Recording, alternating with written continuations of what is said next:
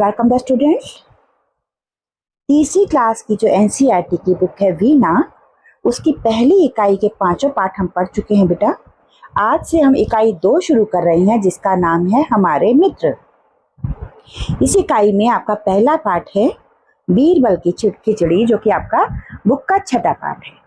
ये एक कहानी है बेटा। तो पहले मैं इसके बारे में आपको बता दूं कि अकबर और बीरबल कौन थे। तो अकबर हमारे यहाँ के एक मुगल शासक रहे हैं बेटा। इनका नाम आपने कहीं ना कहीं जरूर सुना होगा बेटा। 1542 में इनका जन्म हुआ था बेटा, है ना। 1542 यानी कि आज अभी कौन सा साल चल रहा है बेटा? 2024 चल रहा है। 1542 में इनका जन्म हुआ था। उमरकोट पाकिस्तान में जो है वहाँ पर इनका जन्म हुआ था बेटे। और 27 अक्टूबर 1605 यानी कि 27 अक्टूबर 1605 को इनका मृत्यु हुई थी फतेहपुर सीकरी में बेटा। ठीक है। अकबर जो थे, इनका पूरा नाम जलालुद्दीन मोहम्मद अकबर हुआ करता था और इनको अकबर आजम भी कहा जाता था। शहंशाह अकबर, महाबली शहंशाह के नाम से भी इनको जाना जाता था। और ये 1560 में दिल्ली के शहंशाह बने थे बेटा। और यहाँ पर इन्होंने काफ़ी टाइम तक जो है राज्य किया था। और इस टाइम पर इनके एक दरबार में दरबारी हुआ करते थे बेटा, जो कि मंत्री बोलते हैं जैसे। तो इनके दरबार में बहुत सारे विद्वान हुआ करते थे। उनमें से ही एक बीरबल थे। तो बीरबल जो थे वो बहुत हाजिर जवाब हुआ करते थे। आपने अकबर बीरबल की कहानियां कहीं ना कहीं जरूर सुनी होंगी। नहीं सुनी है तो बेटा जरूर पूछिए, आप अपने मम्मी पापा से पूछिए, अपने बड़े भाई बहनों से पूछिए, वो आपको बताएंगे। अकबर और बीरबल की कहानियां बहुत फेमस हुआ करती थी बेटा। इनकी अलग से किताबें भी आती हैं बेटे, है ना। तो कहानी चलिए हम लोग शुरू कर लेते हैं। अकबर के दरबार में अनेक विद्वान थे, यानी कि अकबर के दरबार में बहुत सारे स्कॉलर्स थे, बहुत सारे ज्ञानी लोग थे जिनको बहुत नॉलेज हुआ करती थी। बीरबल उन्हीं में से एक थे। बीरबल भी एक ऐसे ही विद्वान थे, वो भी एक ऐसे ही टैलेंटेड पर्सन थे। वे अपनी चतुराई के लिए यानी कि अपनी चालाकी के लिए फेमस थे, प्रसिद्ध थे। अपनी चतुराई से वे बादशाह को भी हरा देते थे। अकबर और बीरबल के बारे में अनेक कहानियां प्रसिद्ध हैं, बहुत सारी कहानियां प्रसिद्ध हैं बेटा इनके बारे में। और लोग उन्हें बड़े चाव से सुनते सुनाते, लोग इनको बड़े मजे से, बड़े अच्छे से पसंद करते हैं सुनना सुनाना। एक बार की बात है, तो आज की कहानी ये है कि एक बार की बात है, अकबर किसी गांव से होकर जा रहे थे, यानी कि अकबर किसी गांव में से गुजर रहे थे। सर्दी के दिन थे।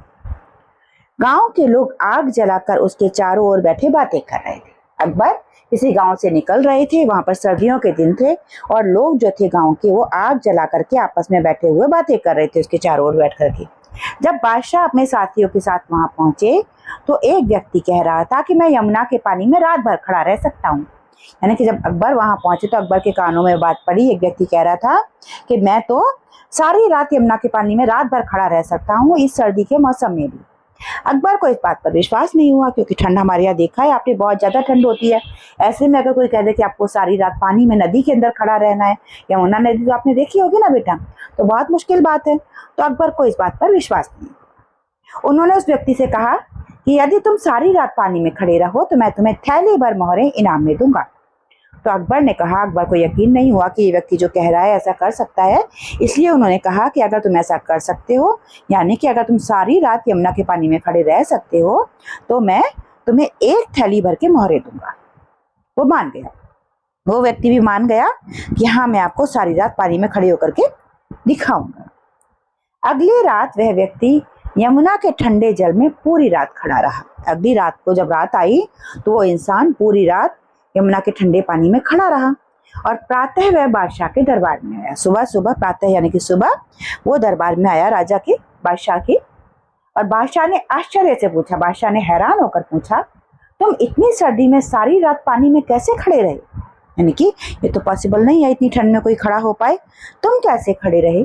उसने नम्रता से उत्तर दिया, उसने पोलाइटली आंसर किया, महाराज, आपके राजमहल से दीपक का प्रकाश आ रहा था, मैं उसे देखते हुए सारी रात पानी में खड़ा रहा। यानी कि उसने एक जगह पर अपने आप को फोकस किया, एक जगह पर फोकस करके वो व्यक्ति वहां पर पानी में खड़ा रहा। तो वही बात उसने बताई कि मैंने आपके यहाँ से दीपक का प्रकाश आ रहा था, उसको देखता रहा और धीरे धीरे ऐसे ही सारी रात बीत गई। तो बादशाह ने कहा, ओ, तो तुम मेरे दीपक की गर्मी के कारण ही सर्दी से बच सके, तुम्हें कोई इनाम नहीं दिया जाएगा।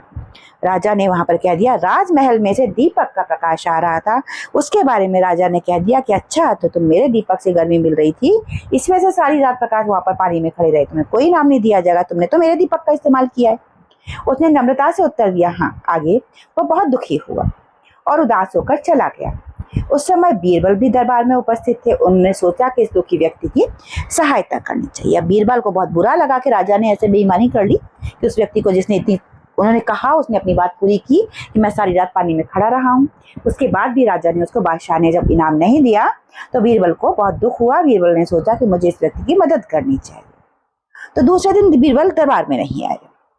अकबर को चिंता हुई कि कहीं बीरबल बीमार तो नहीं पड़ गए। बीरबल के बगैर अकबर का भी बेटे मन लगता नहीं था, तो उनको बड़ी चिंता हो गई, कहीं ऐसा तो नहीं है कि अकबर जो ने सोचा कि कहीं बीरबल बीमार तो नहीं पड़ गए अपने घर में जाकर के।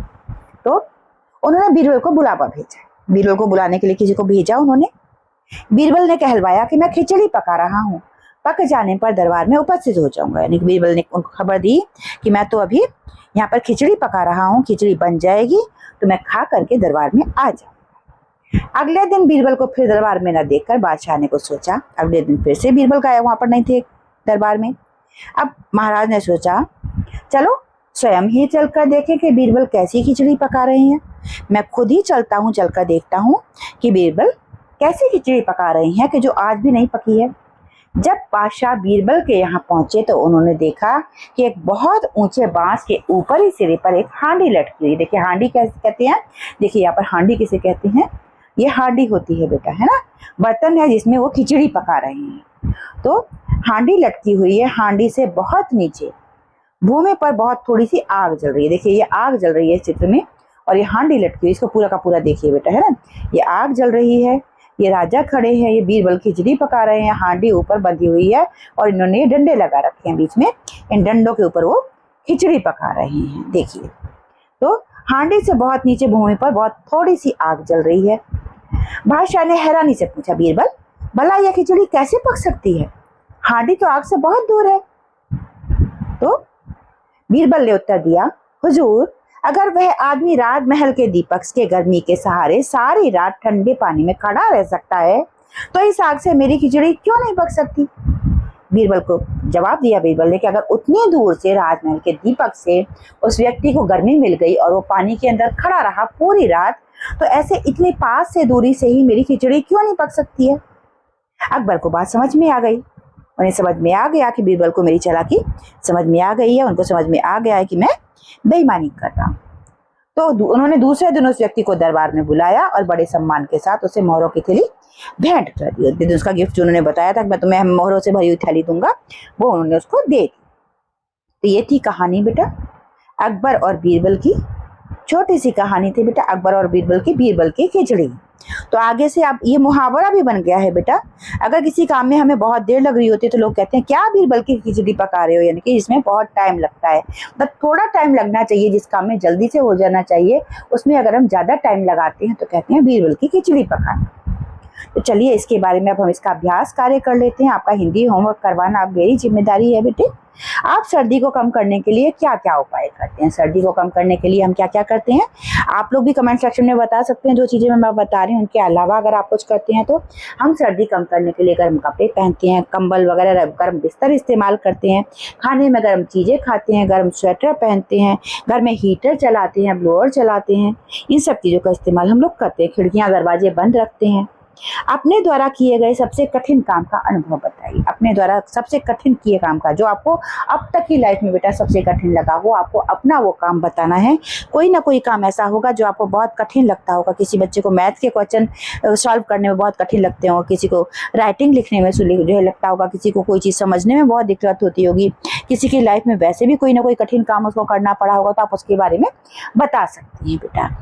आगे है, आपके अनुसार पकाने के लिए बर्तन से आग कितनी दूर होनी चाहिए। अगर हमको कोई खाना पकाना है तो बर्तन से आग कितनी दूर होनी चाहिए। हम तो बिल्कुल आग के ऊपर ही चूल्हे पर रख देते हैं ना बर्तन, तो चूल्हे के बिल्कुल ऊपर ही होना चाहिए बर्तन, तभी उसमें बचा हुआ जो रखा हुआ खाना होता है वो पक पाता है। आगे है, क्या आपने कभी खिचड़ी खाई है, क्या आपको पता है कि इसे कैसे बनाया जाता है। हाँ बेटा मैंने खिचड़ी खाई है, और आपने भी खिचड़ी जरूर खाई होगी कहीं ना कहीं। इसको बनाने के लिए, इसको बनाने में क्या होता है कि हम लोग पहले चावल दाल को भिगो लेते हैं, उसको अच्छी तरह से फूल जाने देते हैं, फूल देर तक भीग जाती है वो। उसके बाद हम गैस जलाते हैं। गैस में हम लोग क्या करते हैं कि घी डाल लेते हैं कुकर में, तो उसके अंदर थोड़ी सी हींग डाल लेते हैं, नमक डाल लेते हैं, हल्दी डाल लेते हैं। मैं पर्सनली बेटा अपनी खिचड़ी में मिर्च नहीं डालती हूँ। और उसके अंदर दाल और चावल जो होते हैं ये डाल देते हैं, साथ में थोड़ी सी कोई सब्जियाँ हो घर में तो सब्जियाँ डाल देते हैं, और करके उसको फिर हम कुकर बंद करके पका लेते हैं अच्छी तरह से। फिर वो बड़ी अच्छी सी खिचड़ी बन जाती है। आप भी अपनी मम्मी से पूछ सकते हैं कि वो खिचड़ी कैसे बनाती हैं बेटा। सबका क्योंकि खिचड़ी बनाने का तरीका हर घर में अलग होता है, सभी लोग अलग अलग तरीके से बेटा खिचड़ी बनाते हैं। आगे है सोचिए और लिखिए। बीरबल किस लिए प्रसिद्ध थे? बीरबल अपनी चालाकी, चतुराई, यानी कि है ना, बीरबल अपनी चतुराई और हाजिर जवाबी के लिए प्रसिद्ध थे। ये आप उत्तर लिख लेंगे। अगला प्रश्न है, वो व्यक्ति पूरी रात पानी में कैसे खड़ा रहा? क्या उसको वाकई में गर्मी मिल रही थी उस दीपक से? नहीं, उसको गर्मी नहीं मिल रही थी, बल्कि वो व्यक्ति उस दीपक को देखते हुए उसने अपना पूरा का पूरा ध्यान उसकी ओर आकर्षित कर लिया और उसने अपनी सर्दी के बारे में सोचा ही नहीं, इसलिए वो पूरी रात पानी में खड़ा रहा। कई बार हमको चोट लग जाती है तो मम्मी कहती है ना, यहाँ से ध्यान बटा लो, आप इसके बारे में सोचो मत, तो अपने आप दर्द महसूस कम होगा। तो ऐसे ही होता है, अगर हमें कहीं दर्द हो रहा है, वहां से अगर हम अपना ध्यान हटा लें, किसी और काम में बिजी हो जाएं, तो हमें दर्द कम महसूस होता है। तो यही काम उस व्यक्ति ने किया था। वो पानी में खड़ा था, उसको पीड़ा हो रही थी, लेकिन वो राजा के दरबार में जलता हुआ, राजमहल में जलता हुआ दिया देखता रहा, उससे उसका ध्यान बटा रहा, इसलिए उसको पानी की ठंड महसूस नहीं हुई। अगला है, बादशाह को उस व्यक्ति की बात पर आश्चर्य क्यों हुआ? बादशाह को उस व्यक्ति की बात पर आश्चर्य इसलिए हुआ कि कोई भी व्यक्ति सारी रात पानी में ऐसे खड़ा नहीं हो सकता, और वो व्यक्ति तो कह रहा था कि मैं केवल आपके दिए को देखते हुए सारी रात खड़ा रहा। तो इस बात से राजा को हैरानी हुई थी बादशाह को। अगला प्रश्न है, बादशाह ने अगले दिन उस व्यक्ति को इनाम क्यों नहीं दिया? तो बादशाह के मन में कहीं बेईमानी आ गई थी, इसलिए उसको इनाम देना नहीं चाहते थे। तो यही बात आ जाएगी यहाँ पर, या फिर वो सच में मजाक कर रहे होंगे इसलिए नहीं दे रहे होंगे, या उनको वाकई में यकीन हो गया होगा कि क्या पता ये व्यक्ति झूठ बोल रहा हो, या इसने मेरे राज्य से जो गर्मी जा रही थी उसकी वजह से नहीं लिया है ये। तो जो भी कारण हो सकता है, पर बादशाह ने उसको इनाम नहीं दिया था। अगला, बीरबल ने उस व्यक्ति की सहायता कैसे की? तो बीरबल ने उस व्यक्ति की सहायता इस प्रकार की कि राजा को खुद इस बात का एहसास करा दिया कि जो बात वो कह रहे हैं वो गलत है, यानी कि राजमहल का जो दीपक है उससे उस व्यक्ति को गर्मी नहीं मिल सकती, क्योंकि अगर मेरी खिचड़ी को नीचे रखी हुई आग से खंभों के ऊपर गर्मी नहीं मिल सकती है, तो उस व्यक्ति को भी वहाँ उतनी दूर गर्मी नहीं मिल सकती है। इस बात से जब राजा बादशाह जो थे सहमत हो गए, तो उन्होंने उस व्यक्ति को उसकी मुद्राएं दे दी। इस प्रकार बीरबल ने उस व्यक्ति की सहायता की। अब हम करेंगे भाषा की बात। तो जब बादशाह बीरबल के यहाँ पहुंचे तो उन्होंने देखा कि एक लंबे बांस के ऊपरी सिरे पर एक हांडी लटकी हुई है। हांडी से बहुत नीचे भूमि पर बहुत थोड़ी सी आग जल रही है। बादशाह ने हैरानी से पूछा, भला ये खिचड़ी कैसे पक सकती है? हांडी तो बहुत दूर है। तो इसमें से हमें उदाहरण दिया गया है आपको, लंबे का अपोजिट है छोटे। विपरीत शब्द बताने, यानी कि जिनका अपोजिट में नहीं निकलता हो, तो लंबे का हो गया छोटे। अगला शब्द आपको दिया गया है एक। एक का अपोजिट होगा अनेक। अनेक ऐसे लिखा जाएगा बेटा, ठीक है, अनेक हो जाएगा। एक का मतलब है सिंगल और अनेक का मतलब है बहुत सारे। अब नीचे का अपोजिट हो जाएगा, नीचे का हो जाएगा ऊपर, नीचे का उल्टा हो जाएगा ऊपर, ठीक है बेटा।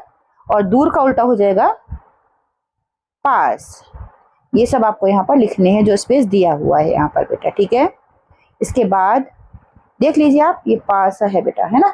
इसके बाद आगे वो कहते हैं वाक्य को सही करके लिखो। अकबर के दरबार अनेक विद्वान थे। तो अकबर के दरबार में अनेक विद्वान थे, यहाँ पर मैं छोड़ दिया था तो मैं लिख दिया, तो वाक्य सही हो गया। अगला है, अकबर और बीरबल के बारे अनेक कहानियां प्रसिद्ध हैं। यहाँ पर मैं आ जाएगा तो ये वाक्य सही हो जाएगा, और आपको पूरा वाक्य लिख देंगे, अकबर और बीरबल के बारे में अनेक कहानियां प्रसिद्ध हैं। आगे है, गांव लोग आग जलाकर उसके चारों ओर बैठे बातें कर रहे थे। तो देखिए यहाँ पर गांव के बाद बीच में के आ जाएगा, तो वाक्य पूरा हो जाएगा, गांव के लोग आग जलाकर उसके चारों ओर बैठे बातें कर रहे थे। अगला है, उन्होंने सोचा इस दुखी व्यक्ति सहायता करनी चाहिए। तो यहाँ पर आ जाएगा, उन्होंने सोचा उस दुखी व्यक्ति की सहायता करनी चाहिए, तो की शब्द आ जाएगा। अगला प्रश्न है इसमें, बीरबल ने कहलवाया कि मैं खिचड़ी पका रहा हूँ, पक जाने पर दरबार में उपस्थित हो जाऊंगा। तो यहाँ पर बीच में यहाँ पर आ जाएगा ने लगा करके वाक्य पूरा हो जाएगा सही। बीरबल ने कहलवाया कि मैं खिचड़ी पका रहा हूँ, पक जाने पर दरबार में उपस्थित हो जाऊंगा। आगे है वर्ग पहेली। इसमें खाने की वस्तुएं ढूंढ करके उन पर हमें गोला लगाना है बेटा।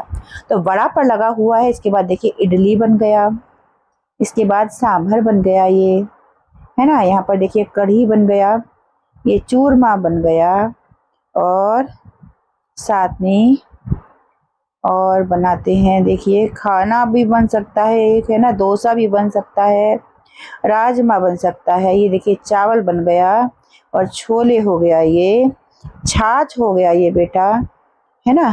और देखिए कुछ और बन सकता है क्या, देखिए मैं भी देख रही हूँ, कोशिश कर रही हूँ, आप भी देखिए, है ना।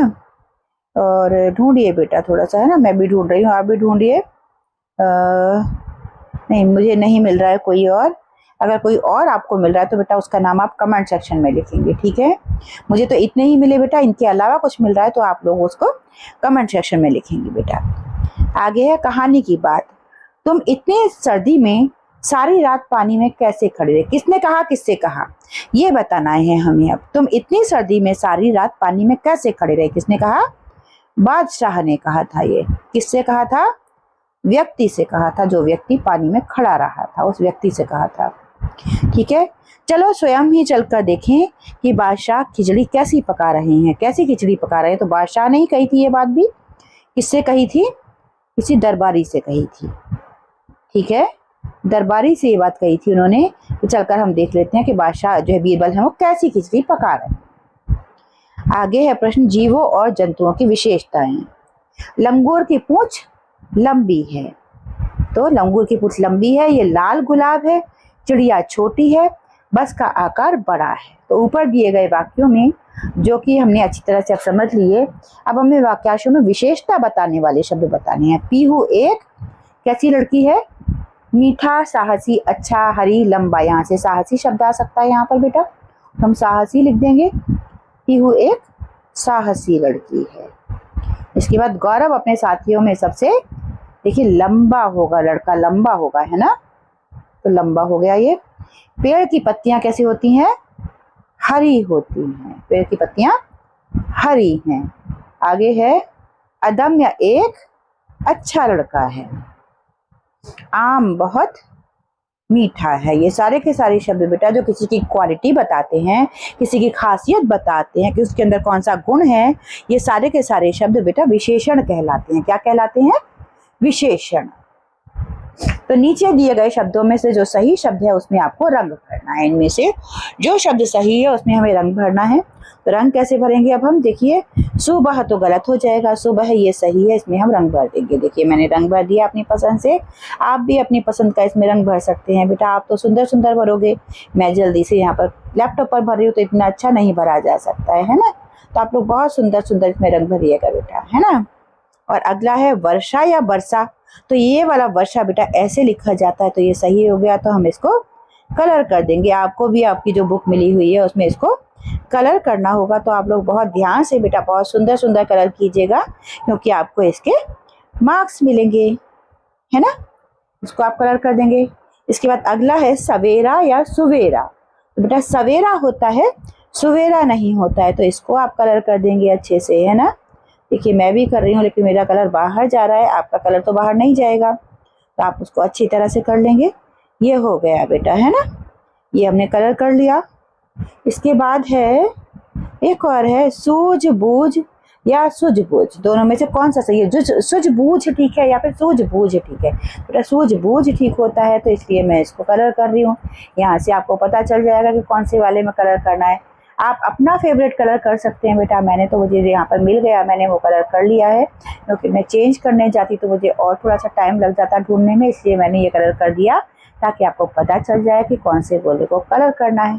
तो इस तरीके से आपका हिंदी का होमवर्क पूरा हो जाएगा। आगे है, आइए आज एक स्वादिष्ट व्यंजन बनाते हैं जिसका नाम है चटपटी भेलपुरी। तो बेटा आपकी क्लास में आपसे भेलपुरी बनवाई जाएगी, देखिएगा। तो उसके लिए आपको जो सामग्री चाहिए वो होती है मुरमुरे। मुरमुरे क्या होते हैं? जो आपने कभी दुकान पर देखा होगा, बिक रहे होते हैं, भेलपुरी में भी आपने देखे होंगे मुरमुरा होता है। इसके साथ आपको चाहिए बारीक कटा प्याज, टमाटर चाहिए, छोटा सा खीरा ले लेंगे आप, थोड़ी सी हरी मिर्च ले लेंगे, नींबू का रस ले लेंगे, नमक ले लेंगे और चाट मसाला ले लेंगे, है ना बेटा। और साथ में आमचूर ले लेंगे और धनिया पत्ती ले लेंगे। इन सब चीज़ों को मिला लेंगे और फिर खुद भी खाएंगे और अपने साथियों को भी खिलाएंगे। ये आपकी भेलपुरी बन जाएगी बेटा। आगे है, पता कीजिए। इस कहानी में यमुना नदी का जिक्र किया गया है। भारत की कुछ और नदियों के बारे में पता कीजिए और नाम लिखिए। तो बेटा देखिए, यमुना के साथ साथ आपको गंगा नदी का भी नाम बता दिया गया है। इसके साथ में सरयू नदी होती है, सरयू होती है। एक मिनट में पता कर लेती हूँ पेन, है ना। तो इसके साथ में तो देखिए बेटा, मैंने यहाँ पर जो है आपके लिए, तो देख रहे हैं बेटा आप यहाँ पर हम लोग क्या क्या नाम लिख सकते हैं। सरयू नदी लिख सकते हैं, सरयू होती है। आप रावी नदी लिख सकते हैं, आप व्यास नदी लिख सकते हैं, आप सोन नदी लिख सकते हैं, सोन नदी होती है, सोन, है ना। आप चिनाब लिख सकते हैं, है ना। आप झेलम लिख सकते हैं, झेलम ये हो गई, है ना। मेरे पास बेटा कम जगह होती है ना, इसी में झेलम हो सकती है।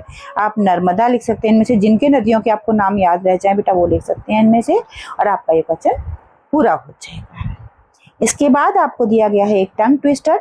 जैसे आप लोग कहते हैं पके पेड़ पर पका पपीता, या फिर आप कहते हैं चंदा चमके चमचम, या फिर आप कहते हैं चंदू की चाची ने चंदू की चाची को चटनी चटाई। उसी तरीके से आपको एक ये और दिया गया है, टंग ट्विस्टर है ये। तो इसमें 4 छाते छाते 4 चारों चक्कर खाएं, 4 4 के 8, 8 के 4 चक्कर खाएं चारम 4।